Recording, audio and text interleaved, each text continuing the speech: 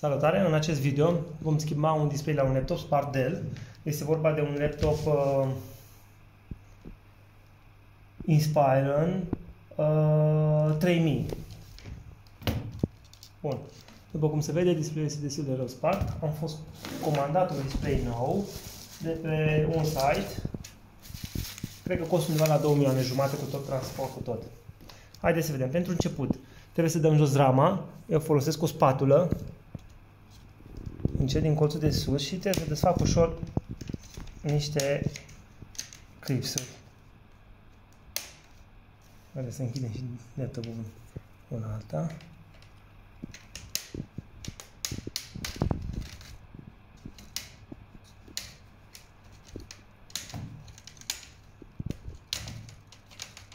În partea de jos, chiar lângă ramă, așa, să ridicăm.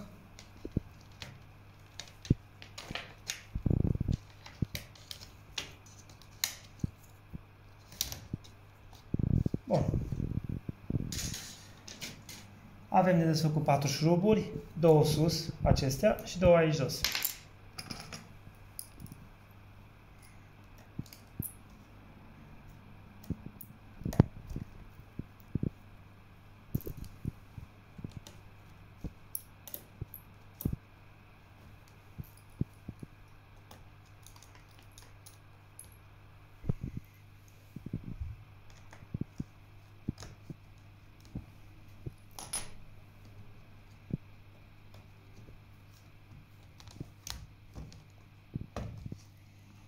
Bun, pe spate avem mufa de conectare la placa de bază.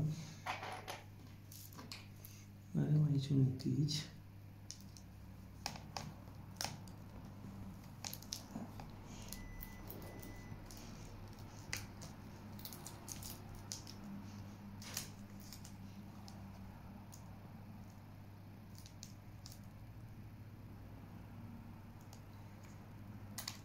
Bun.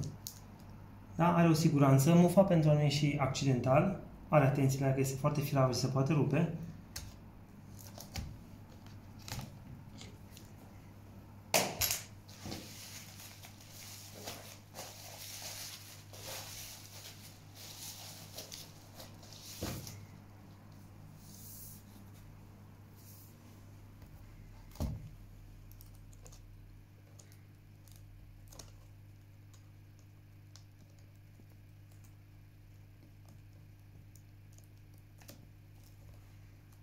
Am simulat la loc.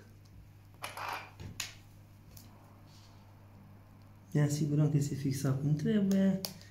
Încercăm să punem acest lipici înapoi, acest scoci, dacă nu putem pune și altul.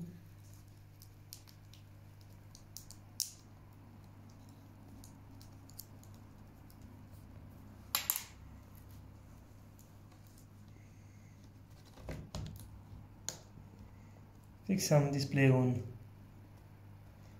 la locul în suport, punem șuruburile în loc.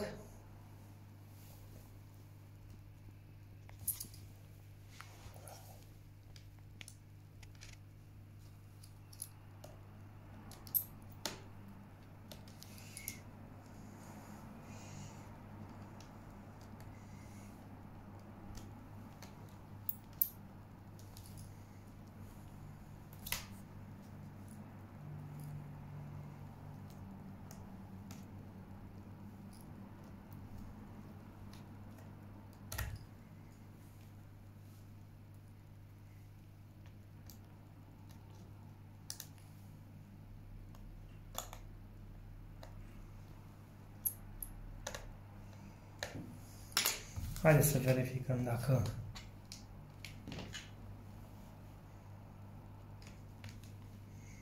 este compatibil, este funcțional. Putem muta rama în loc. Rama o apăsăm pur și simplu ușor și ar trebui să intre la locul în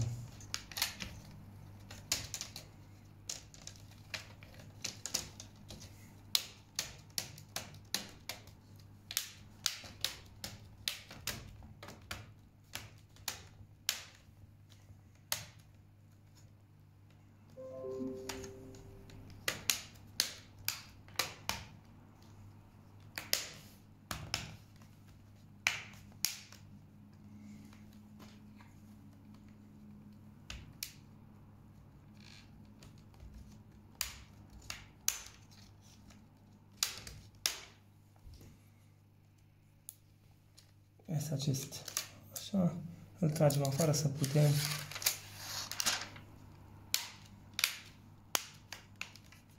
Bun, asta a fost tot. Mulțumesc de atenție.